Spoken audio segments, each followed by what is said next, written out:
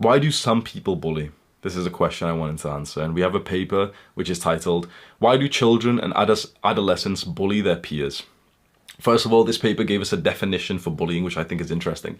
Bullying is defined as a form of peer aggression based on 3 defining features: intention to harm, repetitiveness, imbalance of power in favor of the perpetrator. Harming someone, repetitiveness, and an imbalance of power. The bully is more powerful than the victim, which seems like common sense, but this will come up soon, and it's very important to memorize this one. So why do some people bully? There's 2 theories that we can go through. One is called family system theory. And I'm going to read you out this study now. One study done by the Massachusetts Department of Public Health and the CDC surveyed nearly 6,000 middle and high schoolers and found that bullies were statistically more likely to have either been physically hurt by a family member or witnessed violence within the family than those who did not bully their peers. Bullies got bullied at home. It's what we probably expected at this point.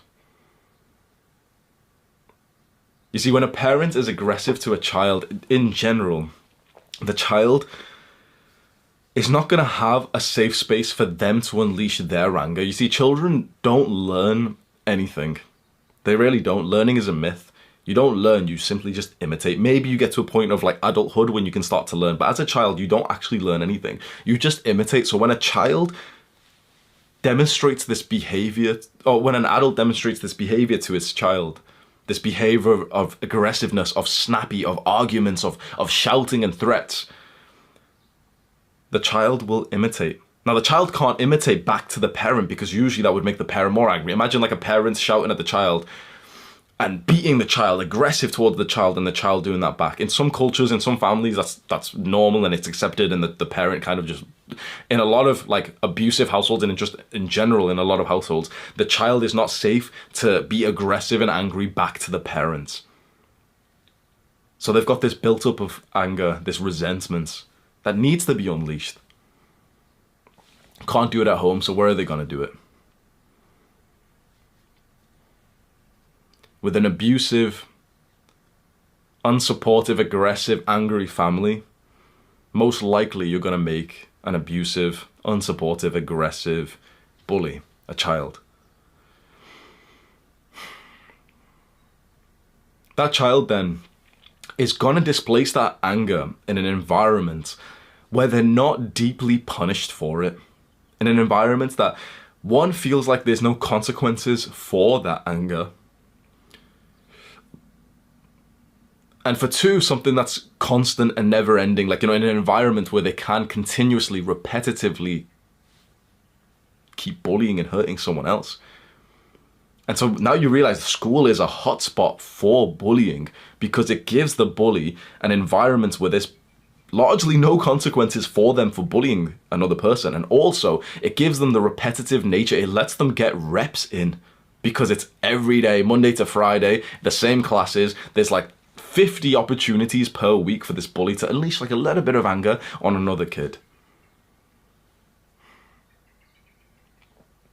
There's another theory.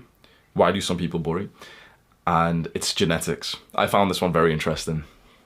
Researchers at Duke University and King's College London, they took 1,116 pairs of twins and had both their mothers and teachers report instances of victimization or of them being bullies themselves. So what I learned, I studied psychology as well, but I wasn't very good at it. I was brain dead till I was like 22 years old, really.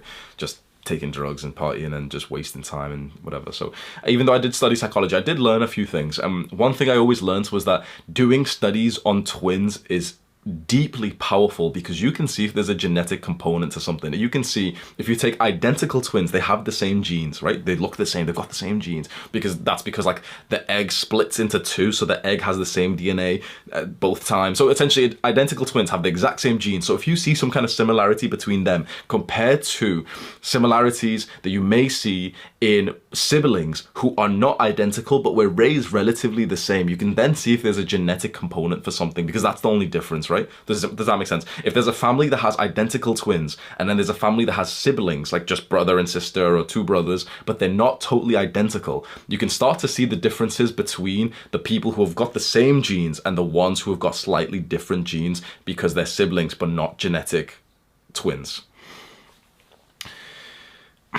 They found it to be statistically significant that both identical twins were more likely to be bullies than, or actually victims as well, than for the fraternal twins that weren't the same gene. So there's like identical twins, fraternal twins. Fraternal twins can be like the ones where two eggs go down into the woman to get ready to be impregnated, which means that it's very similar genes, but it's not identical. Fraternal twins, you may have seen, is like when you've heard of, you hear that this brother and sister are twins, but obviously they're not identical. They were born at the same time, but they're not identical because the boy and girl.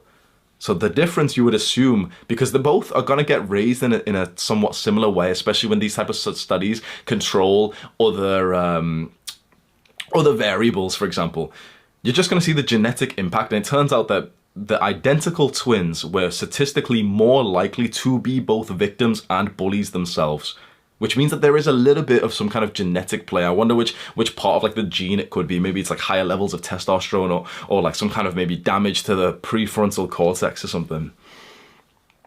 They found this even more true for the case of boys. So for boys, there's a higher, stronger genetic component of being a bully.